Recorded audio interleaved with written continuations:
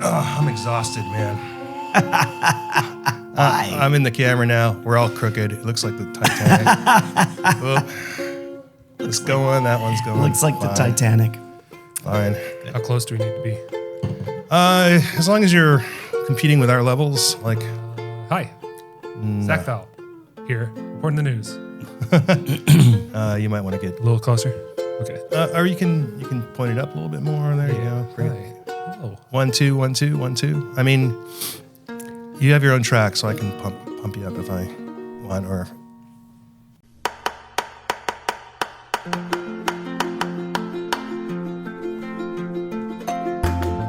Arizona is a wildly beautiful place,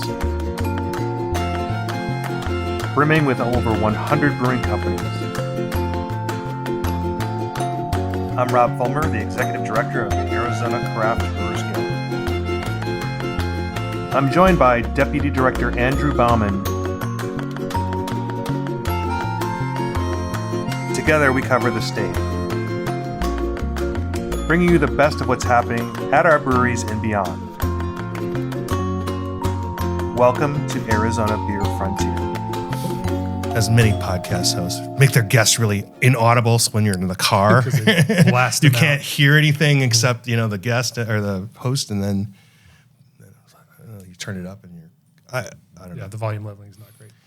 I know I have the perfect environment to check these. It's a Jeep with very loud tires, so try to get our mix down. If you can hear it, anyone can hear it. That's a good point. Yeah, I caught myself mumbling yesterday. We did one yesterday. And I was like mumbling like this. So like, sucks. Anyway, we don't really have beverages, but it's all right. 9 o'clock. Yeah. I have emergency right here. Coffee. Smart. Yeah. We have hop water. We have NA beers. We got a lot of options. Well, welcome to the office, Zach Fowle. Hey, are we going right now? We might. I don't know. Ben going? Sure. We just kind of. It doesn't really officially start until I say, Andrew Bauman. Hi, Rob. There you go. There it is. Sometimes he says, "Hey, Rob," and sometimes I go, "Andrew Bauman." That's how it starts. Okay. Zach But Fowle. it's really early. Things aren't really. You are currently working for a brewery. Tell us all about that. What do you do? What do you do for this brewery? So I work for Arizona Wilderness Brewing Company. I am the head of marketing.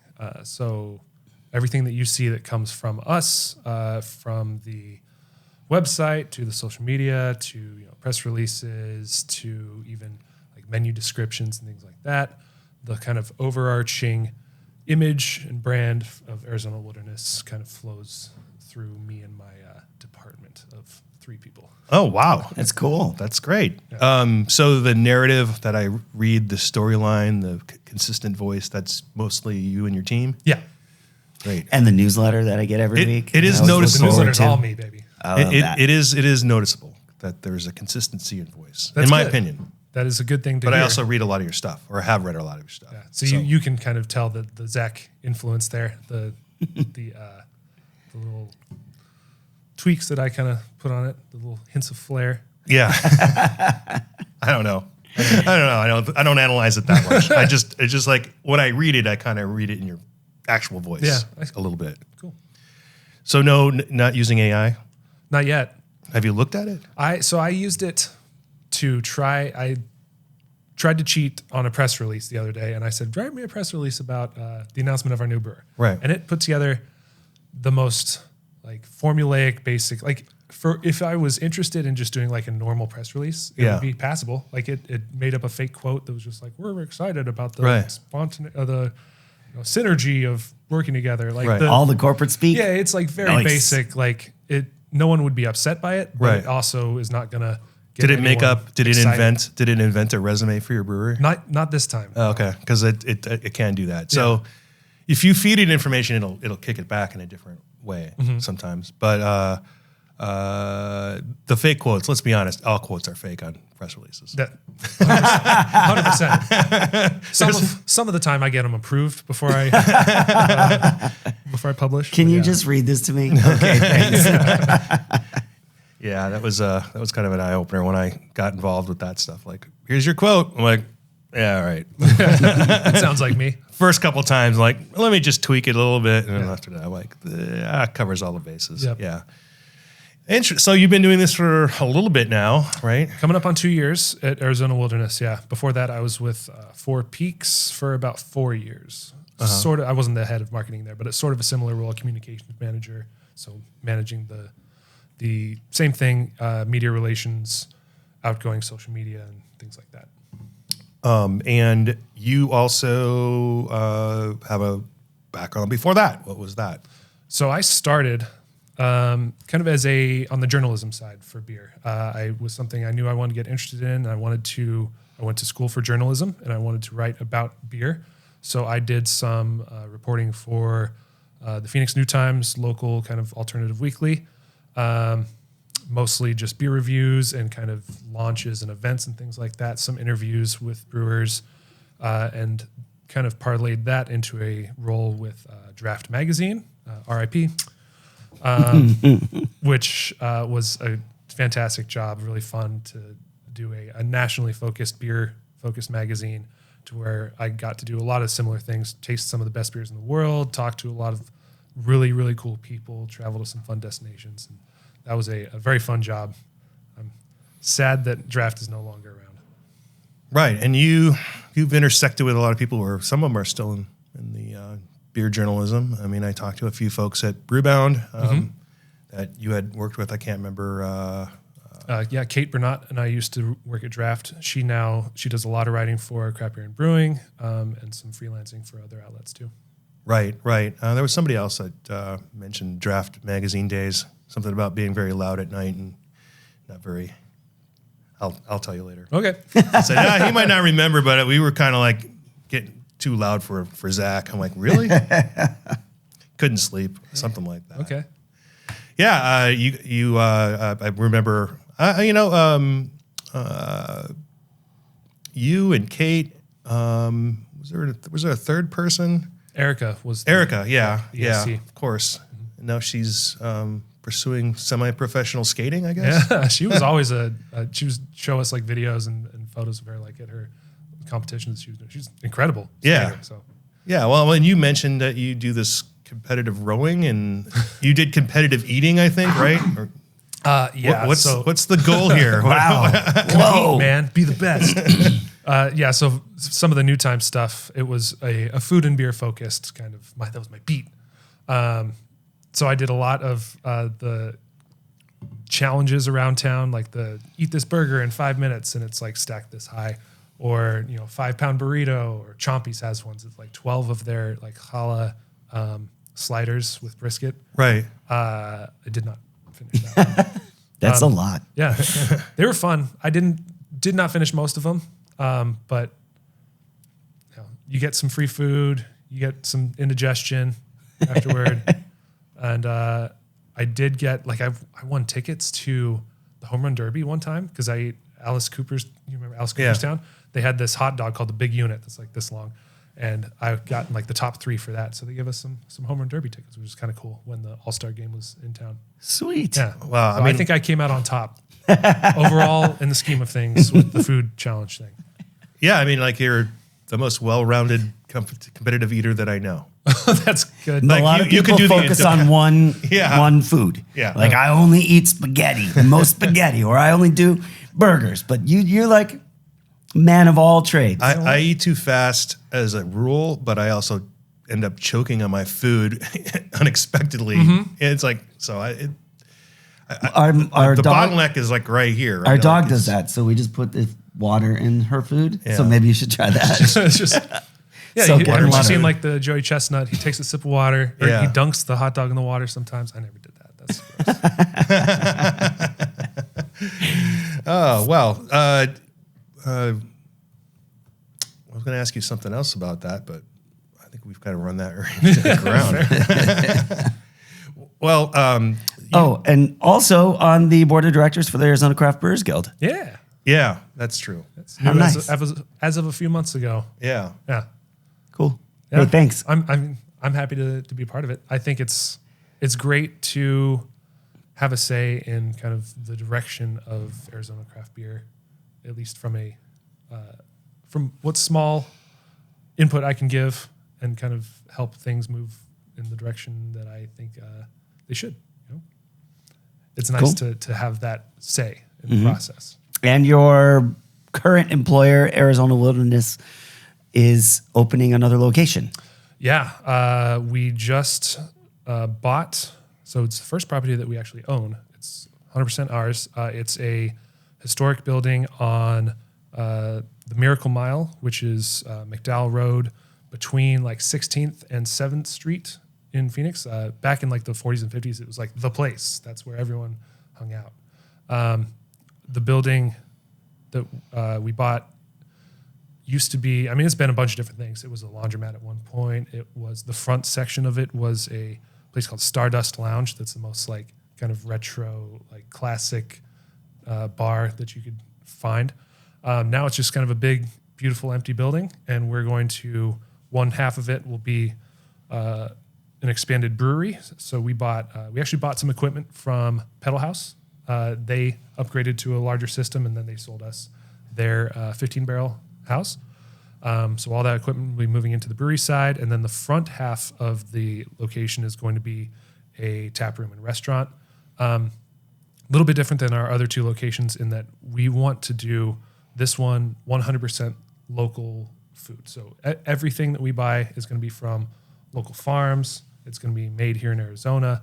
And it will be a similar menu to the other two locations, but maybe some little tweaks here and there to kind of stay true to that local focus. And we'll be able to do brewery tours finally in this space, which is something we've wanted to do for a while. It's big, so we'll do events, parties, weddings, that kind of thing. Cool. If people want to set that up, yeah. Fun. And patio? It does not have a patio, but it has a lot of parking. All right. Which is something you can't say for our downtown location. So there's a trade-off there. Right. Sure. Cool. Sure. Lots of thoughts there.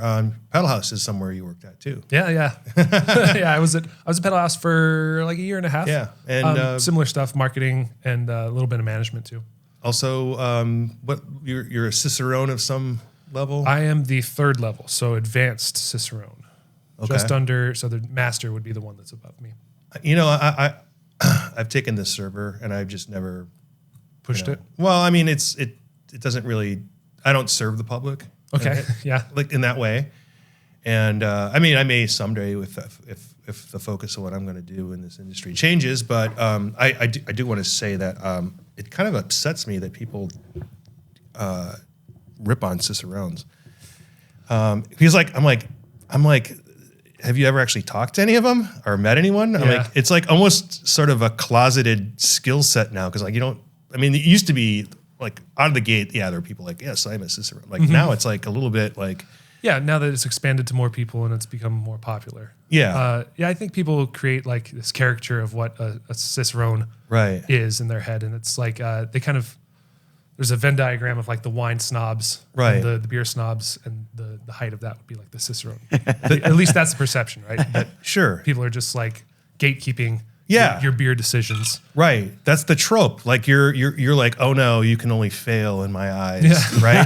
When the whole point of it is completely opposite. It is like, I want to find you the best beer available, like, that we can offer you. And I want to send you on a path that you decide for things for you, and there's no expectation that you will graduate or gravitate towards something that most people consider cool. In fact, the people who say that about Cicerones are actually the people that do that. Yeah. It's just really... Isn't that funny that the ones who say that they're the snobbish ones are actually the ones who are like gatekeeping the craft beer system the most. Yeah, right. I always looked at it as like the name Cicerone was chosen because it means like a guide, right? Someone who kind of takes you along and introduces you to new things. And that's the way that I've always approached it, was just, I believe that there's, even those people who come in, and I used to, tend bar for a little bit, and people would come and say, I don't like beer at all. You like beer, you just don't know, you haven't found the right beer for you yet, right? There's so many flavor profiles. So we're gonna go on a journey together and find the right kind of thing for you. And I was able to guide people to a beer that they liked, 90% of the time. It's just people haven't been introduced to certain things, and they need to be shown that beer can be a welcoming community that is diverse and vibrant and has a lot of cool stuff for them to try.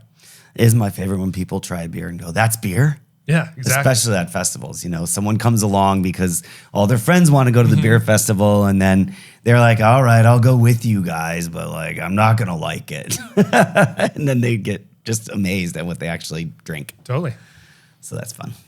Yeah. So like I said, I think it's got a bad rap, and it's just super funny to me that the people who rage against it are the people that really want to put you in a narrow path and like, you should drink like I do. You need to, I went through that phase. You need to move on, Well, you want to know the dirty secret is that the people who are maddest about Cicerones are the ones who couldn't pass the Cicerone test. Probably. I like I said, it wouldn't change what I do right now.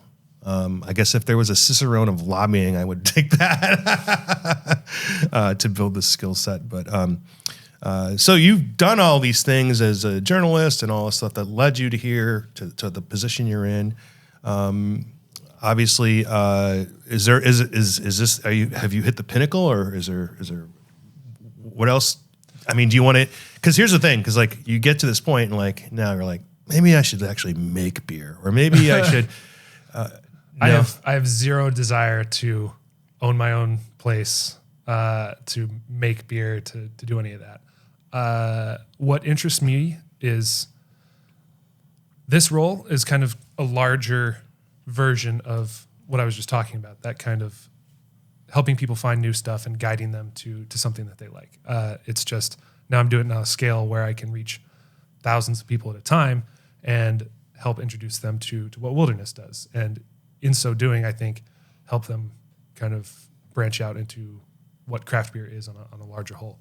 And this is kind of what interests me.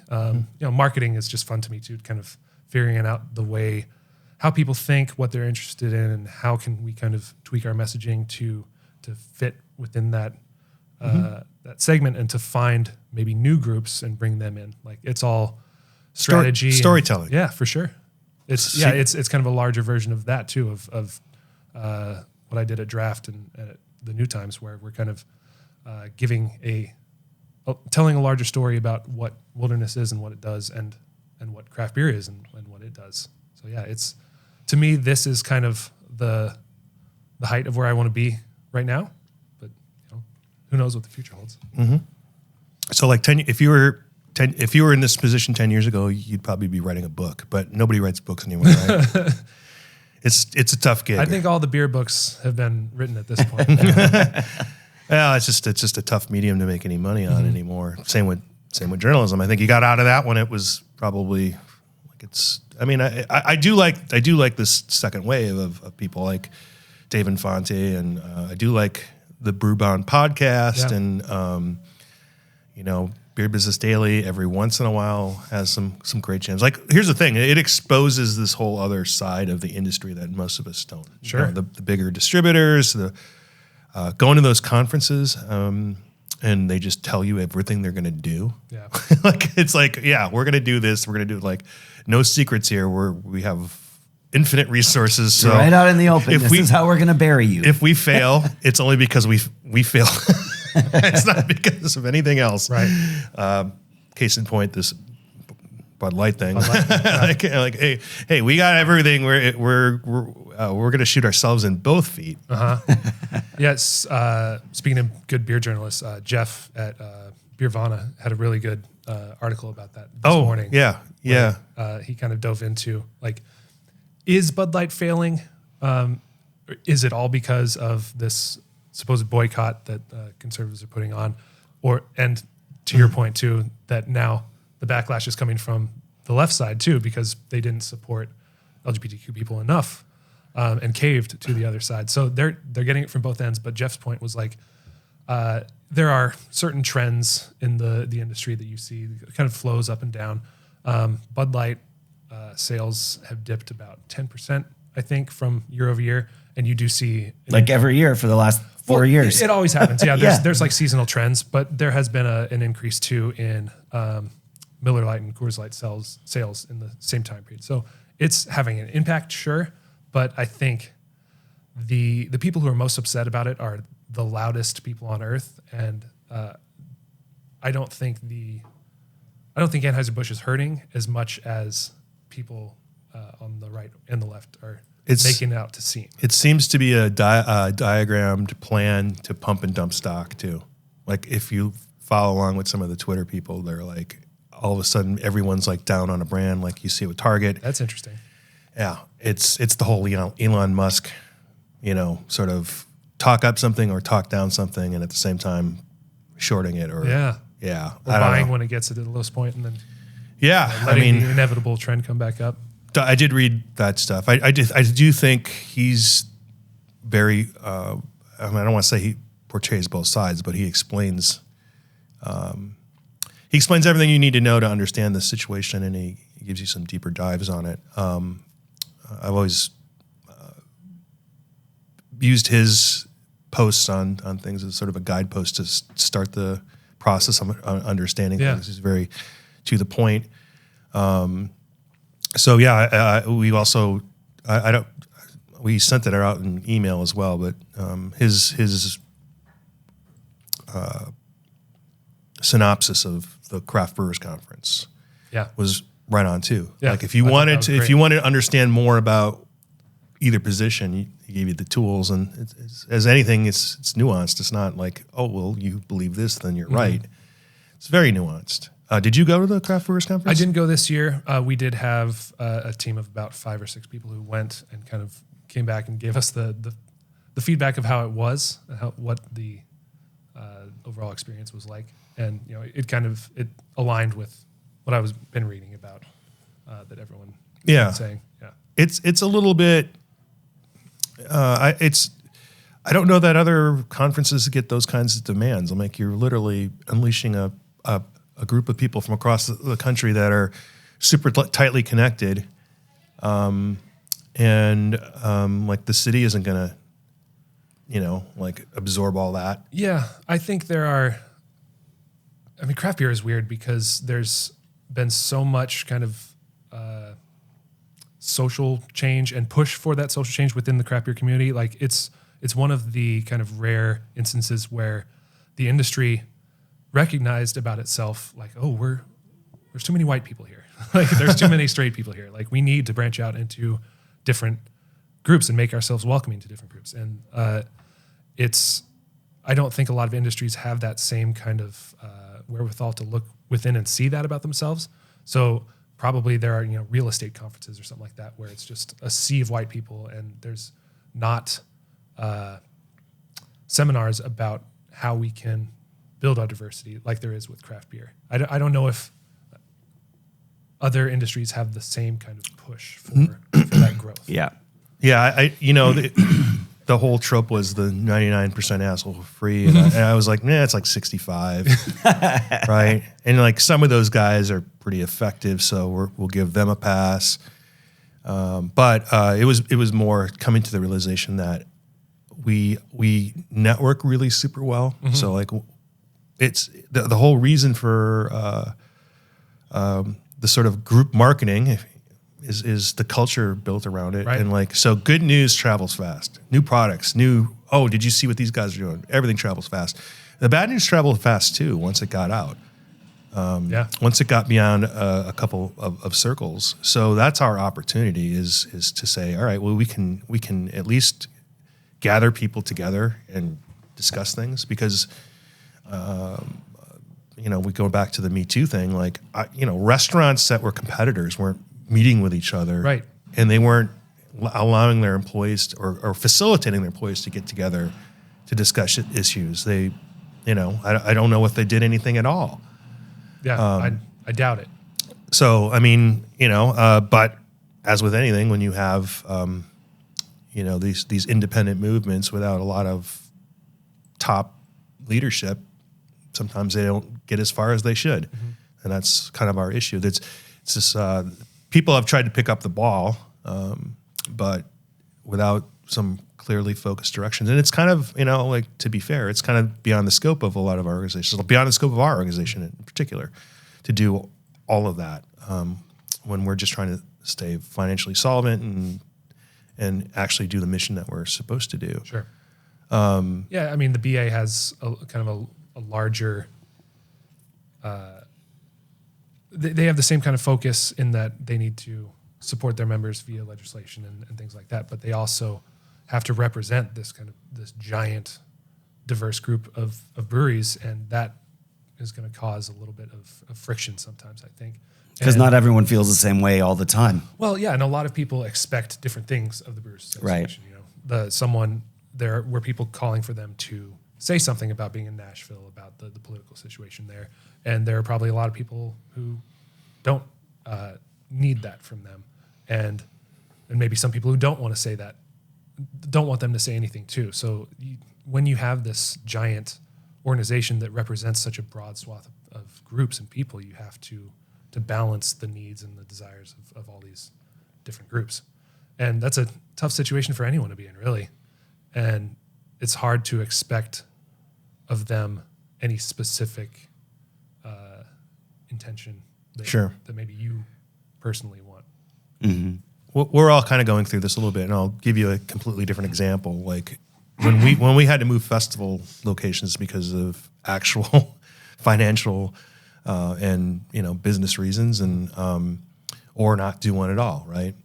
There were a lot of people who had attended in the past, maybe not in a couple of years, but felt ownership over this festival. Like, this is my festival too. Why did you do this to my festival?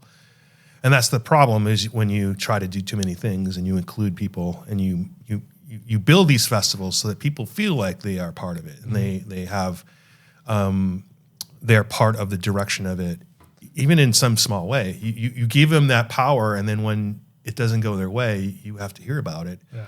And that's what we're seeing with the Brewers Association. That's somewhat what we're seeing with our organization in terms of, I actually, on Reddit, I actually had a couple people that work in our industry and asked why the guild wasn't fighting for better wages for,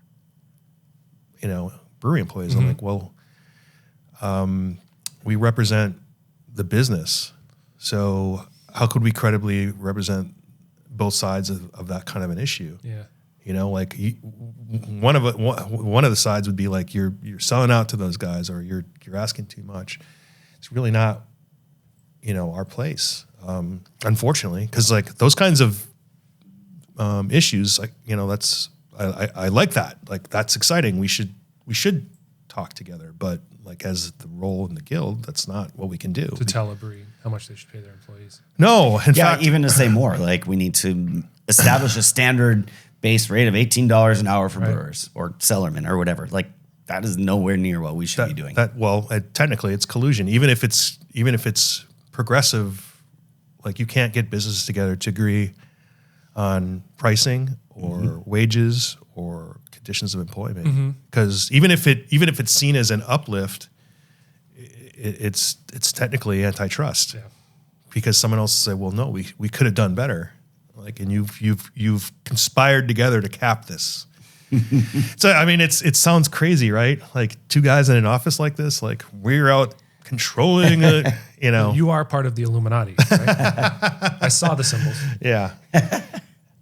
Yeah, we're the Arizona Illuminati. Yeah. What you were saying about the people having this connection to the beer festivals and getting mad about changing the locations made me think of, I mean, that flows down to our customers too. We, back when prices were skyrocketing for everything, chicken just went like crazy. Right. And we had these confit chicken wings that we would have had to sell for like $2 a piece or something like that. It's some crazy amount. So you would have gotten like 5 of them. It was way more than that, actually. It would have been like $15 for like 5 of these things. Just stupid. So we just said, we're going to take them off the menu for a while. And people went ape shit. Like, I got so many emails about the duck wings or the chicken wings confit. Yeah. People just furious with us. How dare you?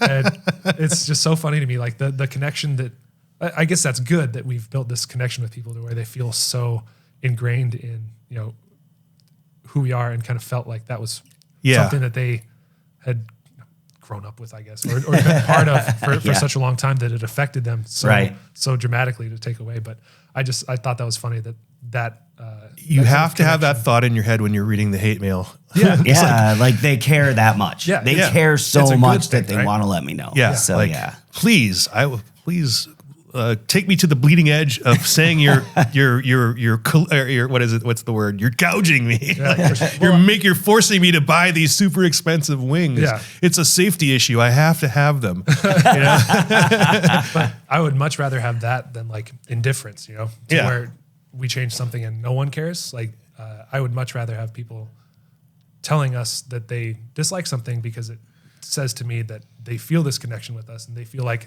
by reaching out, they can actually change something. That tells me that we're doing something right, that they feel close enough to us. So you are not the head of a $1 billion company, so you should just do like Elon Musk and put it up for a Twitter poll. Should we bring back the confit wings? Let my CEO dog decide. That's right. There's 3 bowls. Yes, no. Well, I want to take a quick break because I have some other questions I want to catch up on in my head, and I could use a cold beverage. I could use a coffee. I'm drinking a coffee, and it's in the morning, and things haven't really caught up with it. So we're going to take a quick break.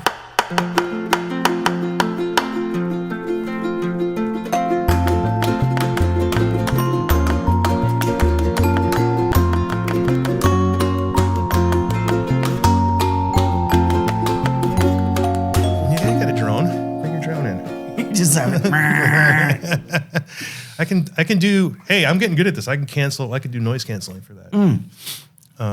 In fact, a lot of the drones probably have. Well, they don't have. You said they don't have sound, right? Right. Yeah. That's why they don't. That's why when they do those things, they just look so good in nature. Yeah. It's like a bird. In the reality, it's just one more. Oh, hey, we're back. Are we? Super. Great. Here we are. Hi. So we're not drinking today, but I thought I'd feature this Ohio drink beer made here. That's pretty cool.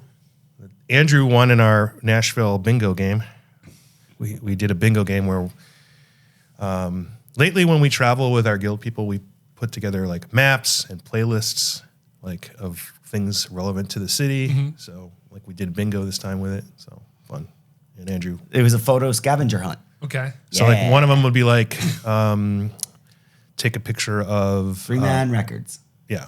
Okay. Third man. And the Ray Acuff statute and whatever, like stuff like that. But also hot chicken sandwich. Oh, bachelorette party gone wrong. We did bachelorette party. Yeah. We tried to keep it not like a photo between 2 and 3 a.m. Okay. That was one. Polk's tomb. The president. James K. Polk. The guy. Spirit at the Nashville. Yeah. No. Yeah. So I may sort of take that idea and bring it to a festival. So give to festival scavenger hunt. But we would not do the things I think you're thinking that we would do. Probably not. No, keep it light. Yeah. Keep it. Yeah. Yeah. So speaking of festivals, because the festival that we're talking about coming up, we would have all kinds of things like take a picture of a particular type of pine cone, or or mining equipment. Yes, whatever. We have Real Wild and Woodsy coming up in June 24th in Flagstaff at Pioneer Museum. We were just sort of talking with Zach about possibilities, but did we talk about this yesterday? Yeah. About our little trip up there and measuring in pictures, and it's the woods, like the legit woods. Oh yeah, because we said if it rained. Yeah. So Arizona Wilderness has been a part of that festival. You've attended that festival. I'm sure that Paddle House was there at one point. Mm-hmm. Like, I know I had you do a promo last year for it. So what can you say about this year's not having seen the site but hearing all about it, and what do you think about it? Well, I mean, makes too much sense, so much sense for it to be in the woods as a real wild and woody festival. I mean, from wilderness standpoint, sorry, I just fell back in the chair there. We love real wild and woody, woodsy, because mixed culture sour beer is kind of core to what wilderness is and what we do. So this is a really good opportunity for us to showcase that in an environment where people are kind of expecting that. Sometimes when we bring those beers to a strong beer fest or some of the other kind of more general beer festivals, a lot of the people who try it are not prepared for it and maybe just aren't as aware of what mixed culture beer is all about. So having a festival that is specifically for people who are into sour beer and into barrel-aged stuff really makes sense for us. Camera is too hot. Keep going, man. So we're excited about it, to be able to showcase some of our Wood Notes beers to people who are looking for that specific thing and really understand what goes into making them and can kind of pick out the flavor nuances and kind of get the whole experience of drinking those beers. Cool. And appreciate them. Great. Sorry, the camera went out. This is a thing that we do. Like, I don't know, the camera went out, but we're gonna keep pressing on. Cool. So with that, I agree with you. So you have to sort of set people's expectations, and for that festival, it's clearly that's what we're marketing. So that's what we're going to bring. Right. But I don't know if you've read the trades. Larger breweries are scaling back on their sour programs. Have you noticed that in your own customer base, that people are kind of falling off on that, or is that a function, do you think, of packaging and wide scale distribution? Yeah, I would say in general, the sales of so Wood Notes is our like mixed culture production facility. So all of the beers that fall within that we call Wood Notes beers. Those would be our sour, mixed culture, funky, oak aged kind of stuff. We have not seen a major dip in the sales of those things. I think the customer who is into that continues to be into that. I would say from just as a consumer myself, I feel like I'm seeing less of those out like on shelves. I think to your point, there's probably been a pullback from some of the breweries who went a little too far and too wide with some of those beers, and they've sat on shelves for months and months at this point. And I think too, there's a little bit of a economic ask with some of those beers that is a tough sell to some people to get a $30 bottle of something they may not be super familiar with. So yeah, we have a very dedicated core group of people who come to the brewery who know what to expect and who are asking for more of the Wood Notes beers.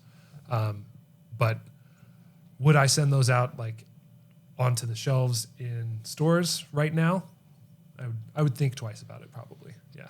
Right. So this is an opportunity for people who aren't able to get to Gilbert, downtown Phoenix, to try some of these beers, because we see you have a hand-selected group of retailers that you have draft on. Yep. I think you're with a distributor now. I haven't really noticed on the shelves if I'm seeing more or not. We're still kind of working through the how that all comes together. It's a good time to be selective still, I think. Well, yeah, summer just is summer in Arizona, right? Everything just kind of slows down. Everyone stays inside and kind of hibernates for a few months. So we're kind of using those few months to figure out the logistics of everything, how it's going to work, and what pricing should be, and all that kind of stuff to make sure that when things ramp up back in the fall, we're dialed in for all that. Right. That new brewery will help with that too. Should Whenever definitely. that comes around, because that's going to be a while. But I know that you had an event this Saturday. Saisons. Sour Sours. Saturday. Yeah. So this is something we do.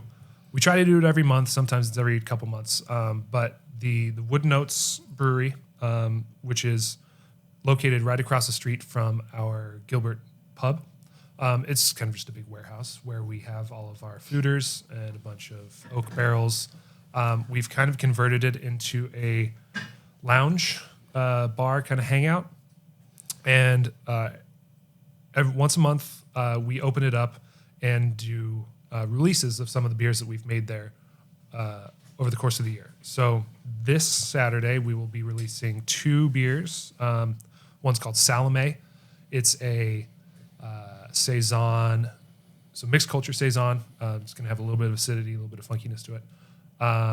With Meyer lemons that were harvested from one of our brewers' grandma's backyard or mom's backyard. So estate grown Meyer lemons. And then some pink peppercorns as well. So you get a little bit of the kind of citrus lemon acidity and that kind of fruity spice character from the pink peppercorns. And then we are re-releasing a beer that we did last year called Clio, which is a mixed culture Saison made with lavender from Pine Creek Lavender Farm out in Pine, Arizona. And that's just giant lavender farm. It's wild. So when we were thinking about like how we want to communicate this to people and talk about it, I was like, do you guys have any photos of the farm that you could send to me? And they sent me the most beautiful pictures of just fields and rows of, it's just purple. And there's like a red brick farmhouse in the backdrop with all of these like flowing lavender fields in front. It's the most picturesque thing you could ever see. And I bet it smells awesome there. Yeah. And whereabouts is this? It's in Pine. Pine. Yeah. Huh. I've been up there many times. I don't really ever recall being informed that this was out there. I think it's probably a little outside the city proper, but oh, I've seen it. Yeah. Just driving on the road. Really? Yeah. It's a little bit past that brewery. Okay. Then you have another event coming up, Terroir. Yeah. So we haven't done much announcing of this one yet, but let's go back. All right. Terroir. Where's the harp? I'll put it in after. Okay. Firestone Walker, back in 2018, put together something they called the Terroir Project. They reached out to a bunch of brewers who focus on kind of mixed culture, hybrid wine, fruit beers, and said, we want all of you to make your own version of a beer wine hybrid using kind of the same base malt recipe. The main difference would be use wine grapes from your region and ferment the beer with the microflora that are living on the skins of the wine grapes, along with whatever your house mixed culture might be. The idea being that they would then showcase all of these beers next to each other and really tell the story of what terroir is and how it can influence the flavor of a beer, in the same way that terroir is purported to influence the flavor of wines. So that was hosted by Firestone in 2018 and 2019, and then COVID happened. And then last year, Ale Song Brewing in Washington hosted it at their spot. And this year we're going to host it. So the plan is to, we're currently reaching out to all the breweries that have been involved in the past, and then some new ones who we want to bring into the process as well. It's going to be at Agritopia Farm, who we work with on a lot of our citrus beers, and they have a really cool, like actual urban farm with some trails that kind of go through the middle of the farm, which is where we're planning to have the actual event. So it'll be this experience of getting these terroir-driven beers in an environment that is terroir-driven itself with an actual farmland. Probably 12 to 15 different breweries from across the U.S., and it's going to be just some really cool stuff. We'll also be inviting a few of our favorite wineries from Arizona to showcase their own versions of terroir as well. Cool. Yeah. What time frame would this be? So this is going to be in November. Okay. Yeah. Okay. Early November. Great. Sounds really cool. Yeah, we're looking forward to it. It's going to be a lot of fun. It'll be the first festival that Wilderness has kind of put together on its own. So it's a big undertaking, but it's so aligned with who we are and what we do. And I think it's a good opportunity to give people experience that they haven't gotten before from us. Yeah, that's amazing. I've been out there at Agritopia, and that farm is so cool. Just having a random station with some beers there in the middle of that is just awesome. Yeah. Tell us a little bit about the NA beer you have, Arizona. So we actually have two now. Two? We have Arizona. So it's going to be that's Arizona. There's brackets around the NA. Do you get it? 'Cause Yeah. it's the NA line. Oh, do I? I was there for the release of the IPA. I was so excited about it. I like that. So we are planning to do multiple kind of styles within that family, the Arizona family. We have done an IPA that was released earlier in January.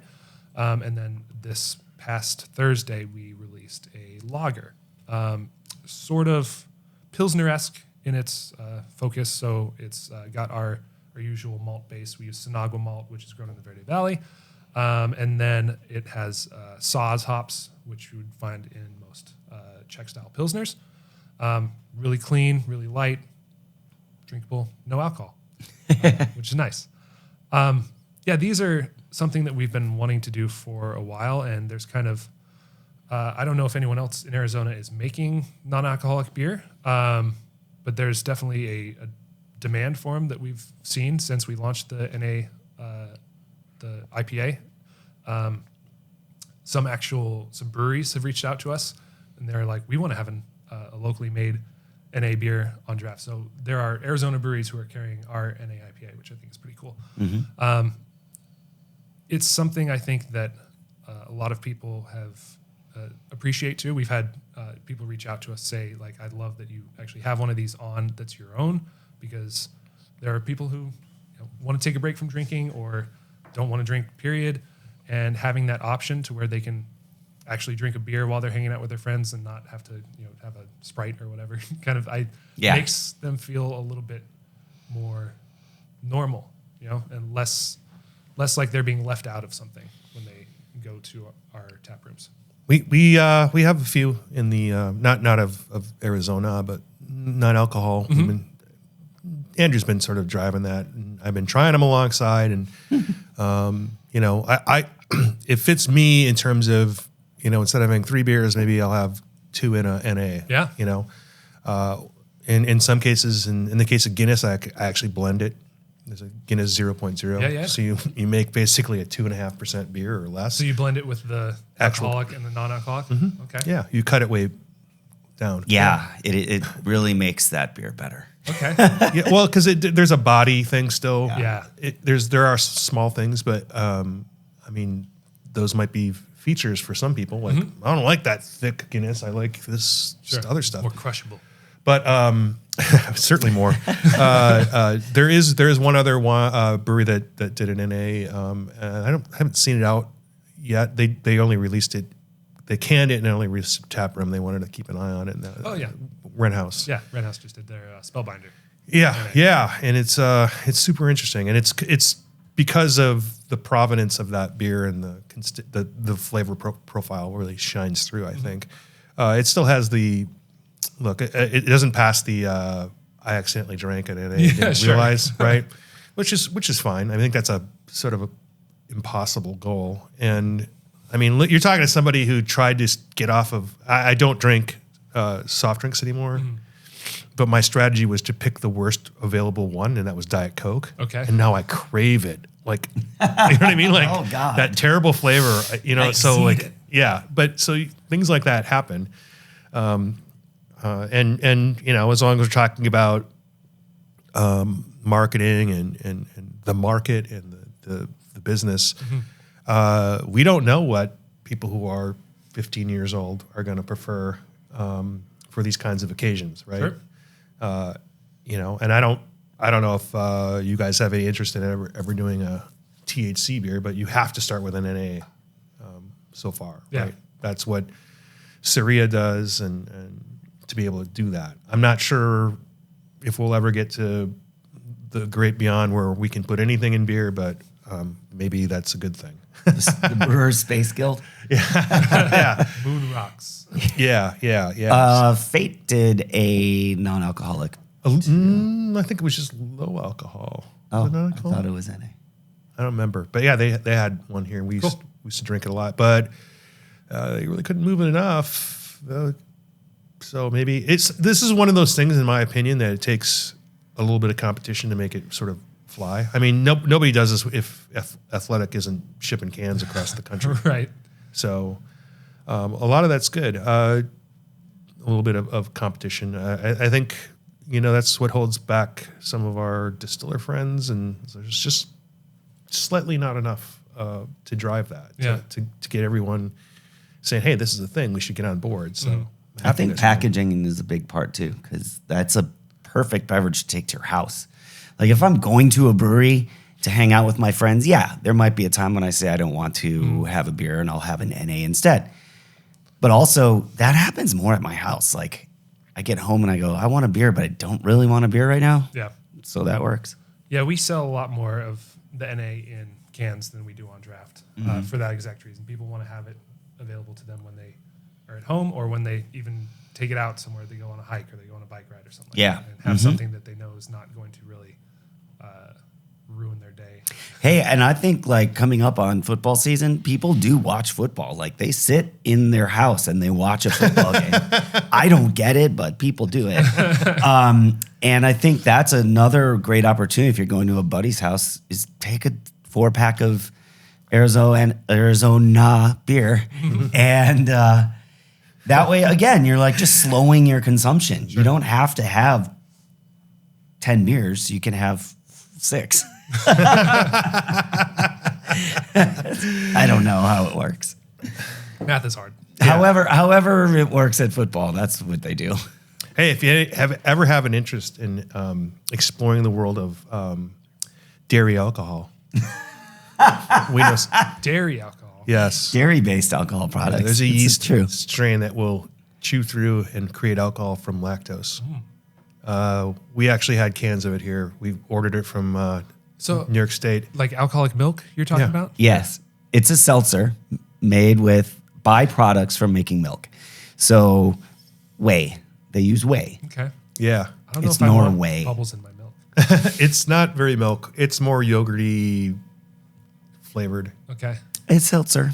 All right. Yeah. So it's guava, Okay. but it's lactose. If we ever get the yeast strain, we're going to work with Ash and the Arizona Dairyman for just the homebrew side of it. Totally. And then we'll use that to say, is there any interest in this? No, let's kill it forever. Let's bury it in the desert. Well, it's because whey is a big problem for milk producers because they have to get rid of it. Yeah, it's a byproduct. And just putting it down the drain is not good for your But it's also municipal system. it's also market region specific because of how industrialized milk distribution is. So it may not be a viable model here, but it might be somewhere else. But also when you start using these, if you take these byproducts out of their regular supply chain, maybe that spurs more cheesemakers, because like I think we should have more cheesemakers here in Arizona, right? There's a place, there used to be a place in Portland called Chizu. I don't know if you guys have ever heard of it. It was like a sushi place, but just cheeses. So you would go in and you would have the like cheesemonger person just select out like a little plate for you, and they would walk you through the whole like Right. exactly like a Cicerone would, like what makes each cheese. Cheese-a-rone. Yeah, a Cicerone.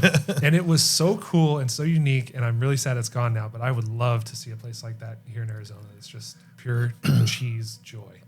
There's people who do the cheese stores, and like people just aren't used to paying that much for it. It's like, I don't know, man. It's like, again, that needs more competition. Like you need to have the hot dog cart of cheese. I don't know. But yeah, I'm with you on that. But the fact is, it has a place to go. Right. right now. And, like it's not that exciting, but if we can take some of it out of the stream and make some fun things, like we had a sample size of 1, right? And it tasted like what you would expect.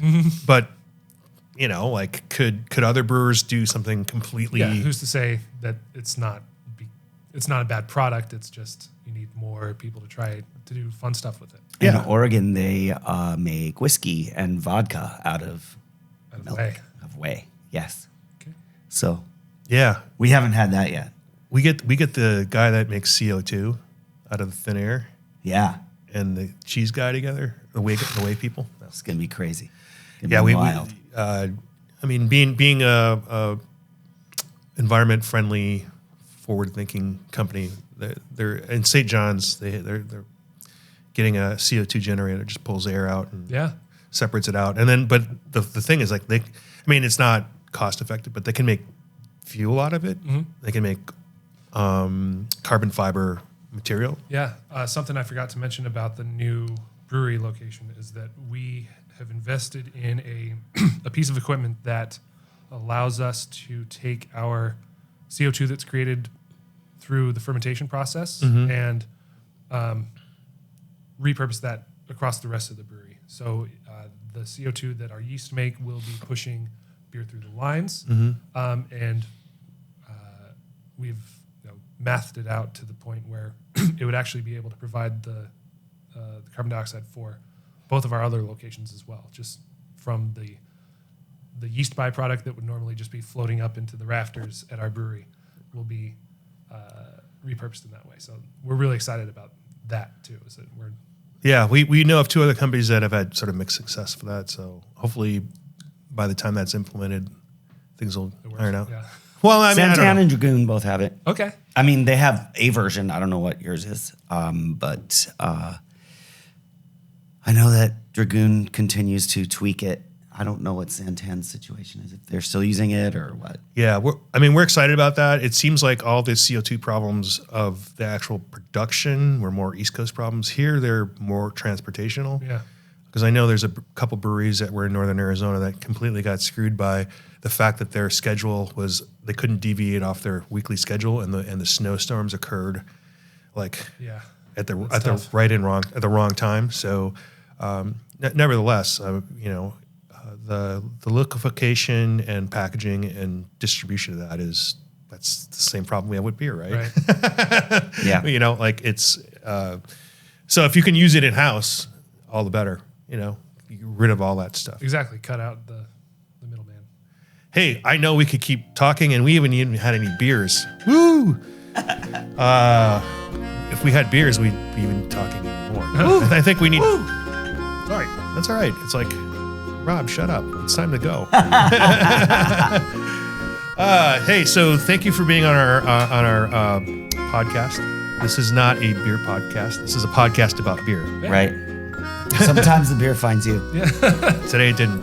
Today it did not. No. All right, man. Thanks. See you later. Appreciate it, Thanks. fellas. See ya.